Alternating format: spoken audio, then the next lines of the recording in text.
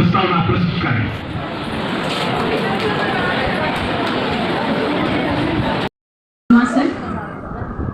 सम्मानीय मंच पर उपस्थित विद्वजन, सभागार में उपस्थित प्राध्यापकगण एवं मेरे बच्चों, मैं यथोचित सभी का अभिवादन करती हूँ, शब्द सुमनों से स्वागत करती हूँ, वंदन करती हूँ।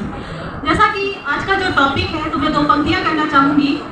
तुम न समझो देश को स्वाधीनता यूं ही मिली है। तुम न समझो देश को स्वाधीनता यूं ही मिली है। हर कली इस बाग की कुछ खून पीकर ही खिली है। हर कली इस बाग की कुछ खून पीकर ही खिली है। श्री कृष्ण सर जी की ये पंक्तियां बहुत ही उचित है, क्योंकि आज जो परिप्रेक्ष्य है, ठीक है, वह जो हम आजादी का अमृत महोत्सव मना रहे हैं, वह उन लोगों के बलिदान से संभव हो सका जिन्होंने हंसते हंसते मातृभूमि अपने प्राणों को न्यौछावर कर दिया।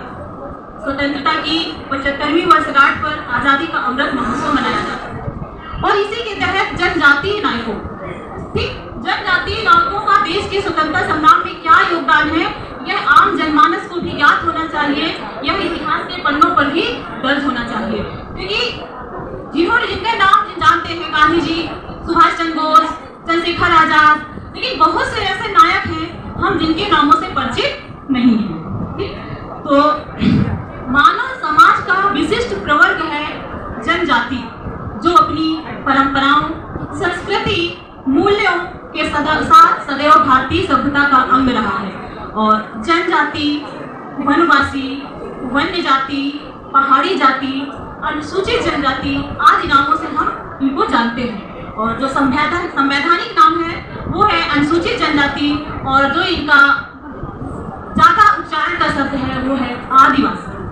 ठीक, तो संवैधानिक रूप से इनको अनुसूचित जनजाति के नाम से जानते हैं, परंतु आदिवासी इनका प्रसिद्ध शब्द है। भारत के प्राचीन साहित्य में इनको निषाद, कोल, सबर, भील कहा गया है। वेद, पुराण, महाभारत हर जगह इनका साक्ष्य मिलता है। यानी कि जनजातीय समाज का बहुत बड़ा योगदान है। और आप सभी को विदित है कि भारतवर्ष को सोने की चिड़िया कहा जाता था। यह दास्तां को स्वीकार नहीं किया। भारत की सीमाओं पर बसने वाले ये लोग जब भी भारत पर संकट आता है, तो सबसे पहली पंक्ति में इनको ही पाया जाता है। जब सिकंदर भारत पर आया, आप सभी लोग सिकंदर से परिचित होंगे, तो आपको इतना होगा कि उसका जो है पोरस के साथ युद्ध हुआ था। लेकिन नहीं, उसको सबसे पहले अश्वकों, मशक, शूद्रकस इन जनजातियों से भी सामना करना पड़ा था। ठीक, और महाराणा प्रताप की सेना हो या छत्रपति शिवाजी की सेना, अगर आपको पता हो कि महाराणा प्रताप की सेना में एक राणा कुंजा थे, तो उनका बलिदान और छत्रपति शिवाजी की सेना में बहरजी नायक का बलिदान भुलाया नहीं जा सकता है।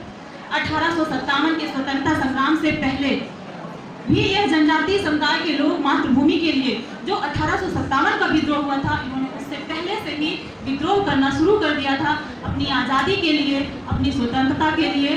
अगर कभी आपने सुना हो पाइका विद्रोह का नाम, जो 1817 में उड़ीसा में हुआ था और 2017 में उसका 200 साल पूरा हुआ, तो शायद इसमें एक भारत सरकार के द्वारा घोषणा भी की गई थी कि जो पाइका विद्रोह है जो उड़ीसा में हुआ था, उसको प्रथम स्वतंत्रता संग्राम के नाम से जाना जाएगा। और अभी अभी आपने एक गीत सर के द्वारा जो प्रस्तुत करवाया गया, वो यहाँ का प्रसिद्ध लोक नृत्य है कर्मा।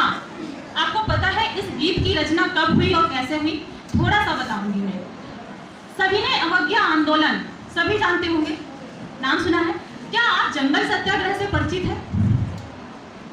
नहीं परिचित है?